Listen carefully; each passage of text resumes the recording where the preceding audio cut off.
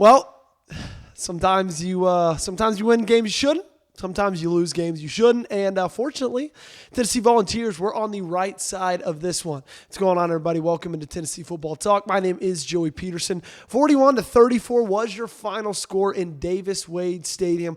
Vols going on the road to Starkville, Mississippi, winning this ball game in overtime. And look, there's a lot of good to talk about. There's a lot of bad to talk about. There's a lot we got to discuss, okay? So I'm not going to waste any more of your time. Except I got to tell you guys to subscribe. If you haven't joined us yet, this thing's daily. It's 100% free. Vols coverage every single day for you guys, okay? So it's free to join us. Do that right now. Hit that big red sub button down below. I want to start with Joey Aguilar, okay? Because if you're just a box score, merchant, if you're just a box score watcher, you're going to see 335 yards, but the completion percentage, 12 for 20, or 24 for 40, so around 60% to be exact. Touchdown, 2 interceptions. But, man, I can't say much more about Joey Aguilar and the effort and just what he's meant to Tennessee so far this season. We've talked about it a lot, right? The way that he runs this offense, how he's on time, how he's efficient, how he's effective, how he's accurate. Tonight wasn't his most accurate by any means. A couple balls got away from him. But those 2 interceptions, man, those were not on Joey Aguilar. Both of those picks went straight off of Miles Kitselman's hands and into the arms of a Mississippi State defender. That first one was 100% on Miles. The second one, could have definitely been a better ball, but still hit him in the hands, even though the defender also made a good play on it. I'm not here to play the blame game. All I'm here is to tell you that Joey Aguilar played a phenomenal game.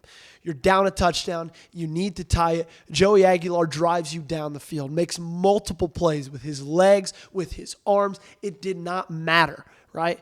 I love his ability to extend plays from the pocket. I think that's something that is incredibly, incredibly underrated about his game.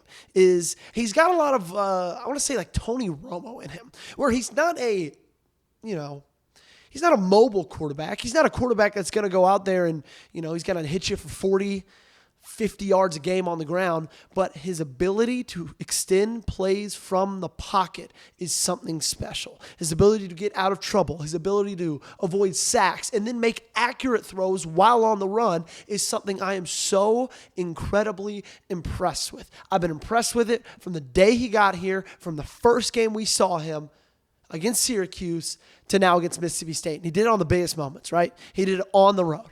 A lot of people were saying, how Joey Aguilar going to do on his first road start, right? First time ever going on the road in the SEC. Well, 335 yards, a touchdown through the air, a touchdown on the ground. I think that's good enough. I think we got to talk about the defense next. 34 points. That's not good enough either. Look, guys, it wasn't great, but also at the same time, you had the muffed punt at the very beginning of the game. They took over in the 20. That turned to 7. Both of the interceptions, one of them, they returned into Tennessee territory. The other one, if I remember correctly, was somewhere around the 50-yard line, and they got touchdowns on both of those. That's 21 points right there that they scored off of turnovers. So, yeah, they weren't great. The run defense was horrible. They averaged 10 yards a carry, almost, rushing the football. Just wasn't good. Just wasn't good. Rushing the football with their running backs, I should add. Regardless, man, that's got to get shored up for sure. It just seemed like they weren't set an edge. So I don't know if that's Josh Josephs. I don't know if that's Caleb Herring. I don't know if that's Jordan Ross. I don't know if that's Tim Banks. I don't know what it is, but it's got to get figured out. The good news is you're going into your bye week. You got 14 days until you take on Arkansas. You get to take them on at home, and it looks like they're an absolute shell of themselves if you watch them play against Notre Dame today. And they're not going to fire Pittman anytime in the next couple of weeks, because if he loses 3 more games there, his buyout drops $3 million, right? So you're not going to face the interim situation where you're taking on an interim head coach and the team plays fired up, the team plays ecstatic for him, and you see a whole different kind of energy. No, you're not going to get that. Regardless, though, let's talk about today's game. I want to talk about the wide receivers. Look, I think Chris Brazzell has given us a little bit of a different opinion on this wide receiver core as a whole. I think Chris Brazzell is the best wide receiver in the country. I think our wide receivers outside of Chris Brazzell, they need a lot of work, okay? Way too many drops. Way too many drops. Staley had a couple of drops. Matthews dropped a big one on a deep ball. Miles Kitselman had a couple of drops. Like, I'm getting to the point where I'm kind of sick and tired of seeing it, especially from a guy like Mike Matthews, okay? You're a 5-star. You threatened to transfer at the end of the year if they didn't give you a little bit more money. They got you a little bit more money. You stayed. Now start catching the football. And I feel like a couple years ago, it was hard to get upset with a player because they didn't perform. Because at the end of the day, you're saying, you know what, they're a college kid. Those kids are 20. They're not getting paid to do that, right? Now they are. Like, quite literally. He's getting paid to catch a football. So catch a football. NIL, it changes the game, man. It truly does. I did not think they were good enough. The running backs were good when it mattered. Late. Star Thomas, DeSean Bishop. I mean, shout out to DeSean Bishop with that late run. Absolutely phenomenal. But if you take away that carry, they went 31 carries for around 106 yards. That's like 3 yards a carry. That is nowhere near good enough either, okay? I thought the defensive line played aggressive. They played ferocious. 5 sacks on the day, 11 tackles for loss. Like, that's the thing. It's so hard for me to be upset with how the defense played, but when you needed them to make plays, they made plays.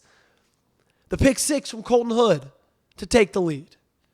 And then you got the hit by, I believe it was, I don't know who jarred the ball loose. I believe it was Herring, got the hit, and then Joshua Josephs picked it up and took it to the house. I know Joseph scored it, but I believe it was Herring that got the hit. Maybe it was Bailey. Somebody correct me, please. But they were able to make the play there. I mean, you have 14 points from your defense in a game where you had to win in overtime. It's hard for me to sit up here and say, you know what, the defense sucks. Does it have to work, or does it have work to do? Yes, of course. It has to get better. You can't be like that against Alabama on the road. You can't be like that against Oklahoma at home. You can't be like that against Florida on the road. Because there was a talent gap in this game, guys. There was a wide talent gap. And I don't care if you're a Tennessee fan watching this, a Mississippi State fan watching this, and you don't agree with me. It just is what it is. If you look at the recruiting classes over the last 4 seasons, you can see the talent gap right there. And they still almost won the football game. But they didn't. I think we also got to talk about Josh Heupel's clock management at the end. I'm actually surprised I'm waiting 8 minutes into this video to discuss this, because that was the most embarrassing part of this entire night, if I'm being 100% honest. You have the ball, minute and a half left, tie ball game, 3 timeouts. I get at the beginning of that drive being a little bit more conservative, letting the clock run down a little bit more, just to make sure you limit that game to only 1 more possession being had and it's yours. I understand that. But once you get past the 40-yard line and there's 40 seconds left and you have 2 timeouts and you're barely past the 50 and you got to Hail Mary it and go in with 2 timeouts still, that was an absolute joke. It was an absolute joke. Unbelievable. After that one run where they hurried up, ran a quick play after, and that dropped it down to 4 seconds, I don't understand why you're not banging out a timeout right there. And even if you don't, in my opinion, they're playing prevent. They're playing cover 8. Why not just do a little 3-yard quick slant? Why not say, hey, Brazzell, come line up tight right off the right tackle's ass and just run straight. We're going to quick snap it, quick pitch it to you. You get down, timeout. I think that could have taken 3 seconds. I would have rather taken that risk than gone for a Hail Mary. Are you joking me? Like, that was unacceptable in my opinion. Absolutely unacceptable. Almost blew that game for them. If they would have gone into overtime and lost that football game, Josh Heupel's head right now would be on a stick. Terrible, terrible management.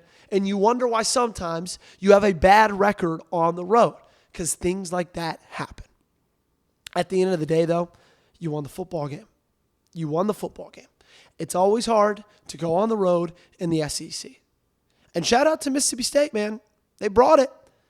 The running backs played really, really well. The receivers made plays when Shapen was good, which wasn't often.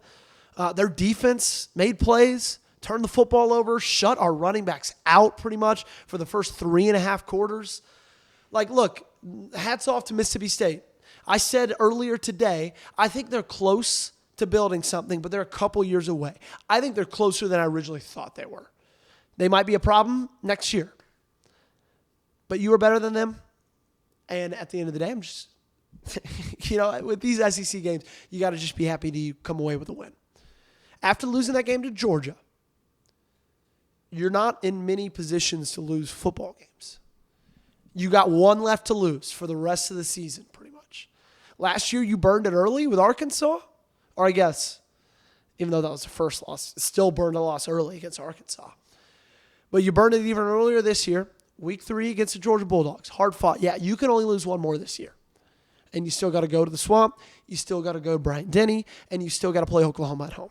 You kind of want to keep that loss in your back pocket and don't want to burn it against Mississippi State. That's going to do it for today's show. Appreciate you guys for being here. We'll be back in studio tomorrow. Of course, we'll be in studio all week. If you're still watching, it's obviously like what we're doing. Make sure to join us, subscribe, like the video, comment down below. Y'all know what to do. And we'll see you next time.